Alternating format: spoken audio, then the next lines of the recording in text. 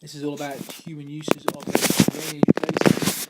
We've looked at two drainage basins. We've looked at the Thames in southern England, and we've looked at the La Plata drainage basin in America.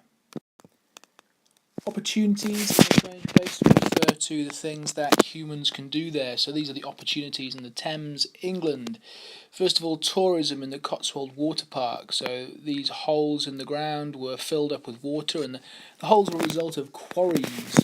And that leads us to another opportunity, mineral extraction in the drainage basin. And this is because of the geology. There is lots of chalk and sandstone and limestone, and these are all good building materials.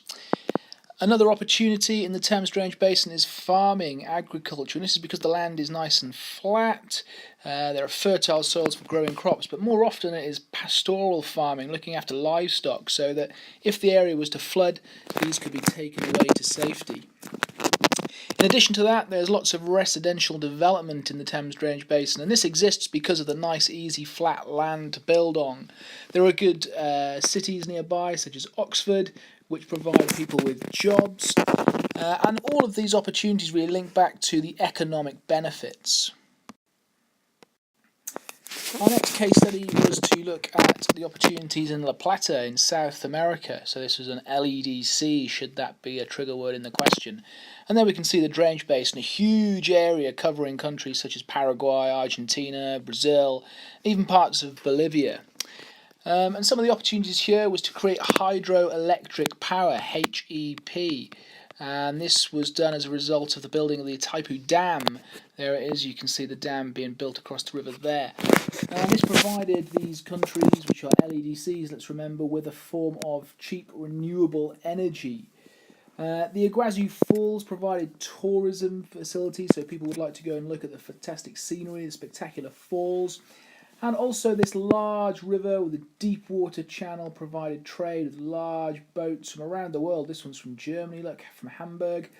All again providing socio-economic benefits, the benefits to the people and benefits for the economy.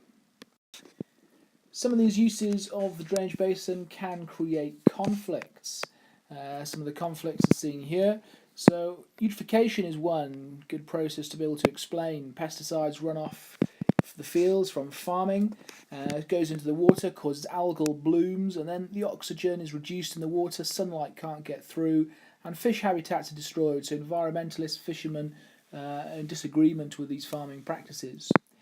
Increased flooding happens from urbanisation, so there's reduced infiltration, more surface runoff. Lag times are decreased as water gets into the river very quick, and that causes conflicts with residents. Triple SIs in the Thames Drainage Basin under threat, so areas of heathland in around the Thames area, as they're being developed from homes and industry, then they are being destroyed.